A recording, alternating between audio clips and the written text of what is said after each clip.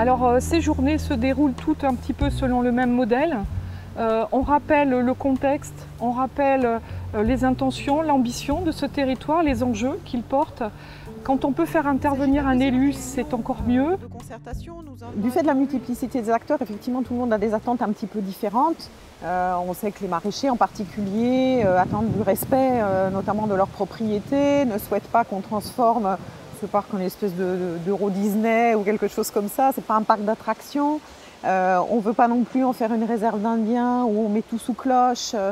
Donc ça, c'est encore une autre dimension qu'il faut qu'on intègre. Il y a des attentes des propriétaires fonciers, des attentes des sylviculteurs, il y a des attentes des collectivités qui sont propriétaires d'un certain nombre de biens, et puis une attente forte aussi des habitants. Donc là, je vous propose un petit exercice qui va durer à peu près 1 heure. Donc on a 3 tables que vous voyez à côté de vous. Donc sur ces 3 tables, on a 3 groupes de travail qui sont issus de la première réunion, où on a bien vu qu'il y avait effectivement la nécessité de travailler sur le territoire productif, sur le territoire vivant et sur le territoire écologique. C'est cette crainte aussi qu'on en ouvre plus, du coup on devient plus visible et donc du coup voilà, c'est ça cette crainte aussi.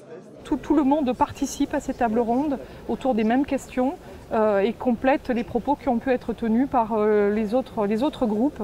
Ensuite, on organise une restitution pour partager un peu les éléments un peu saillants qui sont ressortis de cet après-midi. Du droit et du devoir de police des collectivités pour faire respecter les règles d'usage communes.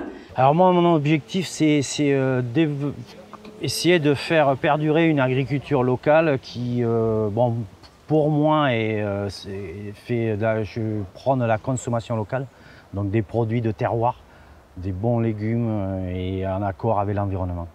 Alors moi, dans le meilleur des cas, c'est une sensibilisation importante du public, des citoyens de Bordeaux Métropole, qui se rendent compte qu'ils ont quand même à côté d'eux une zone, on va dire, verte, qui est quand même riche, qui est riche de biodiversité, qui est en train de perdre en biodiversité, mais aussi en activité agricole. Et j'aimerais que cette activité agricole redémarre, soit sauvée. On a eu le PAMP, on a eu le PAPI, le PPRI, Natura 2000. À chaque fois, on a fait des études. Alors, essayez. Je pense qu'il y a des gens sérieux qui sont là, qui sont présents, qui veulent faire quelque chose de bien. Nous, on est prêts à les aider. Ce parc est un véritable havre de paix. C'est une source de biodiversité très riche. Et puis, voilà, avec le réchauffement climatique, ça peut constituer pour la métropole un îlot de fraîcheur, par exemple, au moment où on a des grandes canicules. Donc des attentes effectivement très multiples, parfois un peu contradictoires. Il y aura une 3e journée qui sera organisée, mais il y a également de l'information écrite qui circule.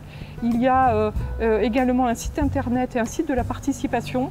Il y a des questionnaires qui sont en ligne. Le but du jeu, c'est d'arriver à faire converger les intérêts des uns et des autres et de donner une image en fait, à ce parc qui aujourd'hui n'en a pas vraiment.